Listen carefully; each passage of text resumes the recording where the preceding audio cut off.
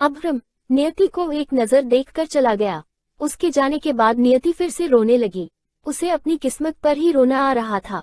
पिछले 1 महीने से वो क्या कुछ नहीं सहती आ रही थी। उसने पिछले 1 महीने में जो कुछ भी सहा था वो सब उसकी आंखों के सामने एक रील की तरह चलने लगा। अपने अतीत को याद कर वो और जोर जोर से रोने लगी। उसके रोने की आवाज बाहर अब्रम के कानों में भी गई और उसके कदम कुछ पल के लिए रुके भी, पर फिर वो तेजी से आगे बढ़ गया। रात का समय। शीला जब अब्रम के रूम में गई तो खाने की खाली प्लेट देखकर उसके होठों पर कुटिल मुस्कान आ गई। उसने खाली प्लेट उठाए और गुनगुनाने लगी, हो आज मौसम बड़ा बेईमान है, बड़ा बेईमान है आज मौसम। शीला गुनगुनाते हुए ही अब्रम के रूम से निकल गई। वही अब्रम स्विमिंग पूल के पास बैठा ड्रंक कर रहा था। उसकी नजरें पूल के पानी को देख रही थी, पर उसकी आंखों के सामने बार बार नियति से जुड़ी घटनाएं आ रही थी। नियति का चेहरा देखते ही उसने अपनी आंखें बंद कर ली। तभी अब्रम को अपने शरीर में कुछ हलचल महसूस हुई। अचानक से उसे अपना शरीर गर्म होता महसूस हुआ। उसका कान और चेहरा लाल पड़ने लगा। उसने जैसे ही अपनी आंखें खोली तो उसकी आंखें इतनी लाल थी जैसे उसकी आंखों में खून उतर आया हो। अब्रम ने वाइन के ग्लास को स्विमिंग पूल में फेंक दिया और वहां से उठकर उसी रूम में चला गया जहां वो खुद को टॉर्चर करता था। अब्रम टेबल पर हाथ रखकर झुक गया और अपनी आंखें बंद कर लीं। उसे किसी बच्चे के रोने की आवाजें सुनाई देने लगी। उसने झटके से अपनी आंखें खोली और टेबल पर रखे हंटर को उठाकर उससे खुद को मारने लगा। -10 कोड़े मारने के बाद भी जब उसकी बेचैनी कम नहीं हुई, उसे सुकून नहीं मिला, तो उसने गुस्से में हंटर को फेंक दिया और खुद से कहा, क्यों आज मुझे वो सुकून नहीं मिल रहा जो खुद को दर्द देने पर मुझे मिलता था। क्यों मेरी बेचैनी आज कम नहीं हो रही है। अब्रम ने आंखें बंद कर गहरी सांस ली और वहां से चला गया। ज्यादा ड्रिंक करने और दर्द में होने की वजह से उसके कदम लड़खड़ा रहे थे। अचानक ही वो नियति के कमरे के पास आकर रुक गया और दरवाजे को देखते हुए बोला, मैं यहाँ क्यों आया हूँ। फिर तिरछा मुस्कुराते हुए उसने आगे कहा, अब यहाँ आ ही गया हूँ तो उससे पूछ लेता हूँ। टर्टल तुम इतनी जिद्दी क्यों हो? क्या तुम्हें पता नहीं यहाँ सिर्फ मेरी चलती है बीस्ट की। ये मेरा जंगल है और यहाँ का मैं राजा हूँ। ये बोलते हुए उसने अपने दोनों हाथ हवा में फैला दिए थे और फिर नियति के रूम का दरवाजा झटके से खोला। आवाज सुनकर नियति जो बेड पर सिकुड़कर सो रही थी वो अचानक से डर कर उठ गई। अब्रम को इतनी रात में अपने कमरे में देखकर नियति ने डरते हुए कहा, आप यहाँ क्या कर रहे हैं? मैं यहाँ क्या कर रहा हूँ? तुम मेरे घर में रहती हो और मुझसे ही सवाल कर रही हो। ये मेरा घर है, मैं कहीं भी जा सकता हूँ, कहीं भी रह सकता हूँ। तुम कौन होती हो मुझसे ये सवाल करने वाली? बोलते हुए उसने अपने कदम बैग की तरफ बढ़ाए तो ये देखकर नियति डर कर पीछे हो गई। तभी अब्रम उसके सामने जाकर बैठ गया और उसकी तरफ झुककर उसे देखते हुए कहा, तुम बहुत जिद्दी हो, पर मुझसे ज्यादा नहीं, समझी तुम? तुम्हारा सच तो मैं जान कर रहूंगा, पर मुझे एक बात समझ नहीं आ रही, मैं उस रात सोया कैसे? क्या तुम्हें कोई जादू आता है? तुमने मुझे उस रात कैसे सुलाया? मैं इतने सालों में कभी नहीं सोया, फिर तुमने मुझे कैसे सुलाया? बोलो, बताओ, मुझे जानना है, तुमने ये कैसे किया? उद्धरण चिन्ह। नियति उसकी बात पर हैरानी से उसे देख रही थी। उसे कुछ बातें समझ आ रही थी तो कुछ बातें उसकी सिर के ऊपर से जा रही थी। वो कुछ कहती कि उससे पहले ही अब्रम ने कहा, Want to sleep right now? चलो मुझे फिर से उस दिन की तरह सुलाओ, मैं सोना चाहता हूँ। तुम्हें पता है मुझे रातों में नींद नहीं आती, मेरा सोने का मन करता है पर फिर भी मैं सो नहीं पाता। वो आवाजें मुझे सोने नहीं देती, मुझे सुलाओ नियति, मैं सोना चाहता हूँ। कहते हुए उसकी आवाज भारी हो गई और उसकी आंखें बोझल हो गई। नशे में उसकी आंखें बार बार बंद हो रही थी। तभी उसने नियति के पैरों को पकड़ फैला दिया तो नियति डर कर फिर से पीछे हटने लगी। ये देखकर अब्रम ने उसे कहा, डरो मत, you are safe with me. उद्धरण चिन्ह। ये बोलकर उसने नियति की गोद में अपना सिर रख दिया तो ये देखकर नियति चौंक गई। उसे देखकर नियति ने घबराते में खुद से कहा, हे भगवान, अब मैं क्या करूं? पिछली बार इनके सोने की वजह से ही मुझे इतना कुछ सहना पड़ा और अब फिर से नहीं, मुझमें अब और हिम्मत नहीं है कि मैं इनका जुर्म सह सकूं। ये बोल वो अब्रम को अपनी गोद से हटाने लगी तो वहीं अब्रम ने अपनी बाहें फैलाकर उसकी कमर को अपनी बाहों में कैद कर कहा, हे टर्टल, मुझे सुलाओ। तुम्हारी गोद में सिर रख कर मुझे नींद आती है, मुझे सुकून मिलता है, मैं सोना चाहता हूँ, मुझे सुलाओ टर्टल। ये बोलते हुए उसने नियति को और कसकर पकड़ लिया तो वो बेबसी से उसे देखने लगी और उसे देखते हुए ही मुंह बनाकर मन में बोली, ये आदमी नहीं है, जानवर है। इसे मुझसे क्या चाहिए? मुझे टॉर्चर भी करता है और मुझे ही खुद को सुलाने के लिए भी कहता है। मैं कोई इसकी दाई माँ थोड़ी ना हूँ जो इसे लोरी गाकर सुलाऊंगी। और अपने हाथ पैर उसकी पकड़ से छुड़ाती हुई बोली, छोड़ो मुझे बदतमीज आदमी, दूर हटो मुझसे। नियति उसे अपने दोनों हाथों से दूर धकेल रही थी पर उसकी ताकत का अभ्रम पर कोई असर नहीं हो रहा था। अभ्रम उसके धक्का देने से 1 इंच भी नहीं हिला। ये देखकर नियति ने मुंह बनाकर खुद से कहा, क्या भगवान जी किसी को आप इतना बलवान बना देते हैं और किसी को इतना कमजोर कि वो किसी का सामना भी न कर पाए। वैसे ही ये आदमी जानवर है, ऊपर से इसके अंदर कूट कूट कर क्रूरता भरी है। उद्धरण चिन्ह। ये कहते हुए उसने अफसोस भरी एक आह ली। तभी उसकी नजर अभ्रम की पीठ पर गई। उसकी शर्ट पर खून के धब्बे थे। ये देखकर नियति की आंखें बड़ी हो गई। उसे पहली रात की याद आई जब उसने अभ्रम के पीठ के जख्मों को देखा था।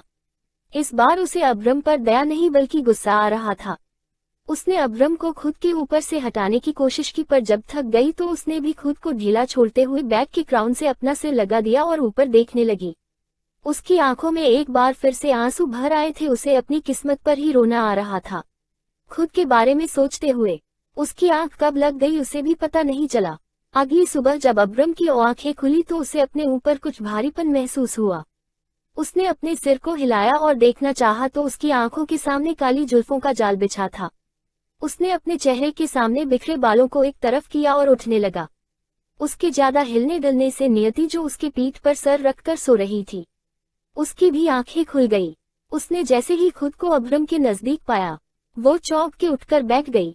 उसके ऊपर से हटते ही अभ्रम भी उठकर बैठ गया और अपने सामने बैठी नियति को घूरने लगा। ड्रिंक करने की वजह से अभ्रम को कल रात की बात याद नहीं थी, इसलिए उसे लग रहा था कि नियति उसके कमरे में आई है।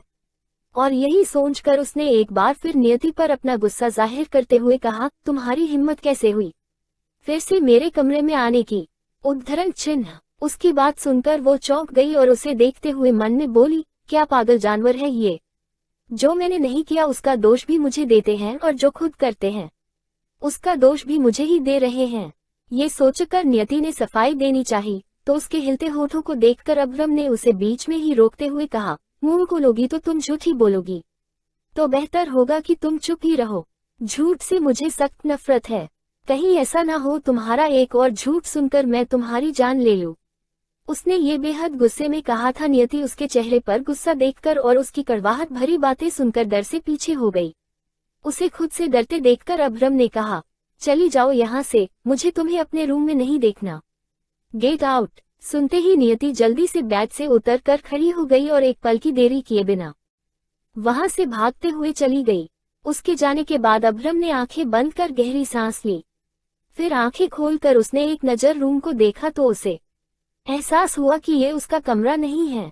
उसने गुस्से में अपनी मुट्ठी को कसकर बंद किया और बेड पर जोर से मुक्का मारते हुए कहा, नो नो नो, मैं क्यों आया यहाँ? वो इस कमरे में थी, फिर मैं क्यों आया उसके रूम में? ये मुझे क्या हो रहा है? ये बोलकर वो अपने रूम में चला गया। वहीं नियति अभी भी भागती जा रही थी कि तभी सामने आस्था को देखकर वो जल्दी से उसके गले लग गई। नियति आस्था के गले लगकर रो रही थी। आस्था प्यार से उसके सिर को सहलाते हुए उसे चुप करवा रही थी। तभी वहां शीला आ गई। उसने दोनों को देखकर कहा, आस्था मैंने तुमसे पहले ही कहा था पर तुमने नहीं सुनी। अब देखो, हो गई न बेचारी लड़की बीस्ट के गुस्से का शिकार। उसकी बात सुनकर आस्था और नियति एक दूसरे से अलग हुई। नियति अभी भी सुबक रही थी, वहीं आस्था उम्मीद भरी नजर से शीला को देख रही थी। तभी शीला ने दोनों को देखते हुए कहा, मैं एक दिन छुट्टी पर क्या रही, यहाँ क्या से क्या हो गया? मुझे बताया स्नेहा ने, हम दोनों के न होने की वजह से उसे बीस्ट के कमरे में जाने से डर लग रहा था, इसलिए उसने इस लड़की को भेज दिया। तुम्हें यहाँ इसे लाना ही नहीं था आस्था। उसकी बात सुनकर आस्था ने पलकें झुका ली। फिर कुछ सोचते हुए शीला की तरफ देख बोली, अब तुम ही बताओ क्या किया जाए? ये मासूम है फिर भी साहब इसे दोषी मानते हैं। ये बेचारी तो खुद किस्मत की मारी है, इस दुनिया में इसका कोई नहीं था इसलिए मैंने इसे अपना लिया, पर मुझे नहीं पता था मेरी वजह से ये यहाँ आकर कैद हो जाएगी। नियति के बारे में सुनकर शीला को भी बुरा लग रहा था। उसने दोनों को देखकर आस्था से कहा, अभी इससे कहो कि जहाँ इसे बीस्ट ने रहने के लिए कहा है, ये अभी वहीं जाकर रहे, क्योंकि उनकी मर्जी के खिलाफ कोई नहीं जा सकता। जो उनके खिलाफ गया वो उनके गुस्से का शिकार हो गया, और मैं इस बारे में मैम साहब से बात करके देखती हूँ। अब वही हैं जो इसे बीस्ट से बचा सकती हैं। बीस्ट के आगे किसी की नहीं चलती, बीस्ट सिर्फ उनकी सुनते हैं। उद्धरण चिन्ह। आस्था ने जल्दी से कहा, हाँ शीला, तुम मैम साहब से बात करो। नियति को समझ नहीं आ रहा था कि वे दोनों किसकी बात कर रही हैं। वो बस हैरानी से दोनों को देखे जा रही थी। तभी शीला की बात मानकर आस्था ने उसे वापस से कमरे में जाने के लिए कहा, तो नियति चुपचाप उसकी बात मानकर वापस से उसी कमरे में चली गई। अब्रम को कमरे में ना देखकर उसने सुकून की सांस ली और बेड पर जाकर बैठ गई। वहीं उधर विमला अपने पति योगेश के सामने खड़ी थी। योगेश उसे शक की नजरों से देख रहा था। तभी विमला उसे खुद को ऐसे देखते देखकर मुंह बनाकर बोली, मुझे ऐसे क्यों देख रहे हैं आप? मैंने क्या किया है? योगेश ने उसे घूरते हुए कहा, भाई साहब से बात हुई है मेरी, उन्होंने बताया कि बेला दिल्ली आई है। तभी बीच में ही विमला चौंकते हुए बोली, क्या बेला दिल्ली आई है? तो कहाँ है, यहाँ क्यों नहीं आई? उसकी बातें सुनकर योगेश कंफ्यूज हो गया, पर उसकी नजरें अभी भी लगातार उसके ऊपर बनी हुई थी। क्या तुम सच कह रही हो? बेला यहाँ नहीं आए? उसके पूछने पर विमला ने मुंह बनाकर कहा, अगर मैं झूठ बोलूं तो मेरा मुंह कौवा ले जाए। अगर बेला यहाँ आई होती तो आपको दिखती नहीं क्या? वैसे ये तो बताए बेला यहाँ आई क्यों है?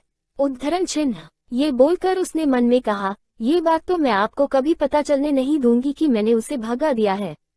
उसके पूछने पर योगेश ने उसे गांव की सारी बातें बताई और बेला के वह से भागने का रीजन भी बताया। सच विमला पहले से ही जानती थी, पर फिर भी उसने ऐसे रिएक्ट किया जैसे ये बात उसे अभी अभी योगेश से ही पता चली हो। क्या कहा? वो ठाकुर हमारी बेला से शादी करना चाहता था। हाँ, पर मुझे समझ नहीं आ रहा है, अगर बेला दिल्ली आई तो गई कहाँ? यहाँ तो वो किसी को जानती भी नहीं, एक हम ही तो है यहाँ उसके अपने, फिर वो यहाँ क्यों नहीं आई? उद्धरण चिन्ह। योगेश के चेहरे पर चिंता की लकीरें थी, वो बेला के लिए बहुत परेशान दिख रहे थे। तो वही उसे परेशान देखकर विमला मुंह बनाकर बोली, इतना क्यों सोच रहे हैं आप? इस शहर में हम ही अकेले नहीं है उसकी जान पहचान के, समर्थ भी तो हैं। यहाँ नहीं आई तो गई होगी उसके के पास। वैसे भी आपकी लाडली भतीजी के कारनामे कुछ कम नहीं है, पता नहीं उसमें ऐसा क्या है, हर कोई उसके पीछे ही पड़ा है। अरे हमारी सोना से तो ज्यादा सुंदर ना दिखती वो, फिर भी सबको बेला ही चाहिए। उसकी ताने भरी बात सुनकर योगेश ने उसे आंखें दिखाते हुए कहा, विमला कभी तो अपनी कड़वी जुबान से कुछ अच्छा बोला करो। वो हमारी बच्ची है और तुम उसके बारे में ये सब कैसे बोल सकती हो? विमला उसी पल योगेश को बीच में टोकते हुए बोली, अच्छा, आपकी लाडली भतीजी कान पर कान करती रहे और मैं उसके बारे में बोल भी नहीं सकती। सुनिए जी, मैं पहले ही कहे देती हूँ, वो भाग कर आए है और इतने दिन से गायब भी है, पता नहीं कहाँ कहाँ मुंह मार रही होगी। अगर वो अब यहाँ आती है तो मैं उसे अपने घर में रुकने नहीं दूंगी। मेरी भी एक जवान बेटी है, उसकी संगत में रहकर वो भी बिगड़ जाएगी। उद्धरण चिन्ह। बस विमला, बस बंद करो अपना मुंह, तुम्हारी जबान कैंची की तरह चलती है, लगाम लगाओ उस पर। योगेश को बीच में रोकते हुए विमला बोली, लगाम मेरी जबान पर नहीं, अपनी भतीजी पर लगाओ, जिसे अपने पीछे आशिक घुमाने से फुर्सत नहीं है। उद्धरण चिन्ह। ये बोल वो मुंह घुमाकर अपना पल्लू सही करते हुए अंदर चली गई। उसके जाने के बाद योगेश वहीं पड़ी चेयर पर बैठ गया और सोचते हुए खुद से बोला, बेला बेटा तुम शहर आई तो अपने चाचा जी के पास क्यों नहीं आई? कहाँ हो तुम बेटा? अब मैं तुम्हें कैसे इतने बड़े शहर में ढूंढूंगा? ये बोलते हुए योगेश ने अपने सिर पर एक हाथ रख लिया और सोचने लगा। वहीं दूसरी तरफ बीस्ट विला में अब्रम मिरर के सामने खड़ा ड्रेस अप हो रहा था। टाइगर उससे कुछ दूरी पर खड़ा उसे अपडेट दे रहा था। विकास मल्होत्रा ने एक बिजनेस पार्टी रखी है जिसमें उसने चीफ गेस्ट आपको बनाया है। बीस्ट आप वहां जा रहे हैं ना? अब्रम ने अपनी कॉलर ठीक की और ब्लेजर पहनते हुए टाइगर की तरफ मुड़ा। फिर उसे देखते हुए उसने कहा, कौन कौन आ रहा है इस पार्टी में? उसके पूछने पर टाइगर ने कहा, बीस्ट सब आ रहे हैं, आपके राइवल्स भी और आपके स्पोर्ट्स उस पार्टी में सभी शामिल होंगे। उसकी बात सुनकर अब्रम ने कुछ सेकंड का पॉज लिया और उसे देखते हुए कहा, ओके तैयारी करो, मैं पार्टी में जाऊंगा और हमारे साथ टर्टल भी जाएगी। टाइगर ने चौंक कर उसकी तरफ देखा और हैरानी से बोला, बीस्ट हम नियति को क्यों ले जा? वो वहां क्या करेगी? अब्रम होठों को तिरछा कर बोला। टाइगर, अभी तूने कहा ना उस पार्टी में मेरे राइवल्स और मेरे सपोर्टर दोनों ही आ रहे हैं। तो पार्टी में टर्टल हमारे साथ जाएगी और उसे सभी देखेंगे। जिसने उसे भेजा होगा वो जरूर उससे मिलकर उससे बात करने की कोशिश करेगा। पार्टी में जो भी टर्टल से बात करता हुआ दिखा, समझ लेना टर्टल उसी की पॉपेट है। वो उसके कहने पर हमारे पास आई है। उद्धरण चिन्ह। अब्रम को देखते हुए टाइगर ने मन में कहा, आप सच में बीस्ट है। जितना खतरनाक आपका स्टाइल है उतना ही डेंजरस आपका माइंड भी है। बीस्ट कहाँ से कहाँ तक की सोची आपने। You are great. चलो नियति, आज पता चल जाएगा तुम्हें किसी ने भेजा है या फिर तुम सच में एक मासूम टर्टल हो। अब्रम से बात कर टाइगर जाने लगा तो अब्रम ने उसे रोकते हुए कहा, उसके लिए कपड़ों का इंतजाम करो। उसकी ड्रेस ऐसी होनी चाहिए कि पार्टी में सबकी नजर उस पर हो। मैं आज ये जानकर ही रहूंगा कि वो किसके लिए काम कर रही है। टाइगर ने उसकी बात पर कुछ नहीं कहा और सिर हिला कर चला गया। उसके जाने के बाद अब्रम ने खुद से कहा, आज पता चल जाएगा तुम कितनी सच्ची हो। आज तुम्हारा सच मेरे सामने होगा और वो इंसान भी जिसने तुम्हें मेरे पास भेजा है। ब्रेकफास्ट करने के बाद अब्रम सोफे पर राजा की तरह बैठा था। एक बार फिर नियति उसके सामने मुजरिम की तरह हाथ बांधकर सिर झुकाए खड़ी थी। तभी उसे देखते हुए अब्रम ने कहा, टर्टल यहाँ आओ। उद्धरण चिन्ह। उसकी बात सुनकर नियति ने इधर उधर देखा तो उसके अगल बगल कोई नहीं था। टाइगर और जगुआ भी उससे दूर खड़े थे। ये देखकर उसने खुद से कहा, यहाँ तो मेरे सिवा कोई और नहीं है। फिर इन्होंने टर्टल किसे कहा। उद्धरण चिन्ह। वो अभी इस बारे में सोच ही रही थी तभी अब्रम ने फिर कहा, तुम्हें ही बुला रहा हम। तुम ही टर्टल हो और अब से यही तुम्हारा नाम है। अपना नाम याद रखना और मेरे एक इशारे पर मेरे पास चली आना। और धीरे नहीं, जल्दी चल कर आना। धीरे चल कर आओगी तो पैर काट दूंगा। ये सुनकर नियति सदमे में चली गई। उसने मुंह बना लिया और मन ही मन अब्रम को सुनाने लगी, जल्लाद आदमी, जानवर नाम ही नहीं, जानवर जैसी शख्सियत भी है आपकी। मेरा नाम नियति है। मेरे 2 हाथ 2 आंखें 1 नाक और 1 ही मुंह है और मैं एक इंसान जैसी दिखती हूँ। फिर भी मुझे एक जानवर बना दिया। दरिदा कहीं का, मेरे पैर कटेगा, कीड़े पड़ेंगे तुझे। अब्रम को मन ही मन कोसते हुए वो धीमे कदमों से उसके पास जा रही थी तो वहीं अब्रम ने उसे इतना स्लो चलते देखकर कहा, सही नाम रखा है मैंने तुम्हारा, टर्टल। तुम कितनी स्लो हो। ये सुनते ही नियति में न जाने कहां से इतनी हिम्मत आ गई कि उसने अब्रम के इस बात का जवाब देते हुए कहा, खरगोश को खुद पर बहुत घमंड था कि कछुआ उसे कभी हरा नहीं सकता।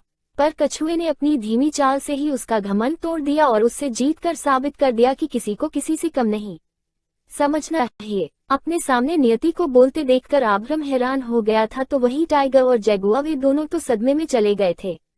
टाइगर ने हैरानी से नियति को देखते हुए मन में कहा, क्या बात है, पहली बार किसी ने बीस्ट को जवाब दिया है।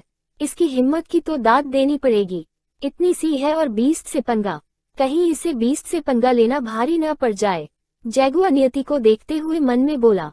अब्रम ने अब तक नियति को अपने सामने रोते या गिड़गिड़ाते हुए देखा था, पर आज पहली बार नियति ने उसकी बात का डटकर जवाब दिया था, बल्कि उससे नजरें मिलाए हुए थी और वो भी नियति की आंखों में गुस्से से देख रहा था। नियति उसकी आंखों में ही देखते हुए उसके पास आ गई। नियति को आज खुद से न डरते देखकर अब्रम अंदर ही अंदर गुस्से की आग में जलने लगा था। तभी उसने अचानक से नियति का हाथ पकड़ लिया और उसे झटके से खींचा तो वो उसके ऊपर गिर गई। उसके दोनों हाथ अब्रम के कंधे पर आ गए थे और वो उसके ऊपर झुकी हुई हैरानी से उसकी आंखों में देख रही थी, जैसे उससे कह रही हो, ये क्या बदतमीजी है। अब्रम ने भी गुस्से में उसकी आंखों में देखते हुए कहा, बहुत हिम्मत आ गई है। तुम्हारे अंदर से मेरा डर खत्म हो गया है क्या टर्टल? अगर ऐसा है तो गलती से भी ये गलती मत करना, वरना तुम सोच भी नहीं सकती मैं तुम्हारे साथ क्या करूंगा। उद्धरण चिन्ह। उसकी बातों ने एक बार फिर नियति के अंदर उसका डर भर दिया था। ये देखकर अब्रम होठ तिरछा कर मुस्कुराया और नियति के हाथ को कसकर पकड़ लिया। उसने नियति के हाथ को इतनी कसकर पकड़ा था कि उसे दर्द होने लगा था। दर्द से उसकी आंखों में आंसू आ गए और वो अब्रम से अपना हाथ छुड़ाने की कोशिश करने लगी, पर अब्रम की पकड़ से आजाद हो पाना उसके लिए नामुमकिन था। जब नियति का चेहरा दर्द से पूरी तरह लाल पड़ गया और उसकी आंखों से आंसू बहने लगे, तब अब्रम ने उसे खुद से दूर कर दिया तो वो उससे अलग होकर फर्श पर जा गिरी। उसे अलग करते हुए अब्रम खड़ा हुआ और उसके पास जाते हुए बोला, तुम्हारी औकात इतनी ही है, यही तुम्हारी जगह है तो आगे से कभी भी खुद को ऊंचा उठाने की सोचना भी मत। तुम आज शाम को मेरे साथ एक पार्टी में जा रही हो तो तैयार रहना। अगर तुमने मुझे इंतजार करवाया तो तुम्हें इसकी सजा मिलेगी। अपनी बात पूरी कर वो चला गया। नियति उसे भीगी आंखों से जाते हुए देख रही थी। आज का दिन भी उसका बाकी दिन की तरह रोते हुए बीता था। धीरे धीरे शाम ढल रही थी और नियति अपने कमरे में बेड पर बैठी सोच रही थी, क्या करूं, कैसे निकलूं यहाँ से। मुझे यहाँ आना ही नहीं चाहिए था। मेरी जिंदगी की सबसे बड़ी भूल है मेरा यहाँ आना। तभी उसकी आंखों से फिर से एक बूंद कतरा आंसू बह गया और तभी दरवाजे पर दस्तक हुई। कहीं दरवाजे के बाहर अभ्रम न हो ये सोचकर फिर से नियति डर गई। उसकी धड़कन अगले ही पल दिखने वाले बीस्ट के चेहरे को देखकर ही बढ़ गई थी। तभी स्नेहा दरवाजा को धक्का देते हुए अंदर आई। उसके हाथ में कुछ सामान था। उसने सामान को टेबल पर रखते हुए कहा, तुम तैयार हो जाओ, बीस्ट हॉल में तुम्हारा इंतजार कर रहे हैं। स्नेहा उसके लिए ड्रेस और कुछ मेकअप का सामान लेकर आई थी। नियति बेड से उठी और ड्रेस उठाकर देखने लगी। जैसे ही उसने ड्रेस देखी वो चौंक गई। उसने ड्रेस को देखते हुए गुस्से में कहा, ये कैसे कपड़े हैं, मैं ये नहीं पहन सकती।